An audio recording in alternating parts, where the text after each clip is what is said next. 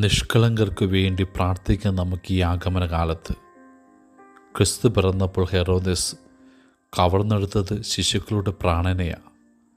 നമ്മളുള്ളിൽ നിന്നും ശിശുസഹജമായ നിഷ്കളങ്കത ഇല്ലാതാക്കാൻ ആഗ്രഹിക്കുന്ന ലോകത്തിൻ്റെ സ്വാർത്ഥ മനോഭാവത്തിൻ്റെ പ്രതീകമല്ലേ ഈ പ്രവൃത്തി. നിഷ്കളങ്കത വെറും ദുർബലതയെ കരുതുന്ന ഈ ലോകത്തിനിണങ്ങിയ മുതിർന്ന മനുഷ്യരാണോ നമ്മൾ?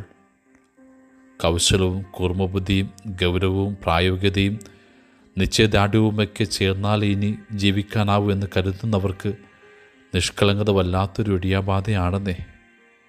ശരിക്കും ശിശുസഹജമായ നിഷ്കളങ്കത അത്ര മോശം കാര്യമാണോ? ആ നനവ് വറ്റിപ്പോയാൽ മനുഷ്യത്വത്തിൻ്റെ സൂര്യവെളിച്ചമാണ് അസ്തമിച്ചു പോകുന്നതെന്ന് ആരും തിരിച്ചറിയാത്തതെന്താണ്? അതെന്ന് ഉറവപൊട്ടുന്ന ലാളിത്യത്തിൻ്റെയും കൗതുകത്തിൻ്റെയും നിഷ്കളങ്കതയുടെയും ചെറുപ്രകാശകിരണങ്ങളാണ് ജനനത്തിനും മരണത്തിനും ഇടയിലെ മനുഷ്യജന്മത്തെ പ്രഭാപൂരിതമാക്കുന്നതെന്ന് എല്ലാവരും വിസ്മരിക്കുന്നതെന്താണ്? വിജയികളുടെ ആലങ്കാരിക പട്ടം കൈയടക്കാൻ വേണ്ടി മാത്രം നെഞ്ചിലെ കുഞ്ഞിൻ്റെ നിഷ്കളങ്കതയെ നെരിച്ചു കൊല്ലുകയല്ലേ ഏറെ പേരും. നീ ആരായാലും ഇനി എത്ര വളർന്നാലും ഹൃദയത്തിൽ നൈർമല്യത്തിനൊരംശം പോലും ബാക്കിയില്ല എങ്കിൽ, സ്നേഹത്തിൻ്റെ ഒരിറ്റു പശ്ചിമ പോലും ശേഷിക്കുന്നില്ല എങ്കിൽ ജീവിതം തുടരുന്നതിൽ പിന്നെ എന്തർത്ഥമാണുള്ളത്? മനസ്സ് വരണ്ടുണങ്ങിയ മരുഭൂമിയാണെന്ന തിരിച്ചറിവിൻ്റെ ഗതികെട്ട നിമിഷങ്ങളിലെങ്കിലും ആദ്യ ശൈശവത്തിലേക്ക് മടങ്ങി വരാനാകണം.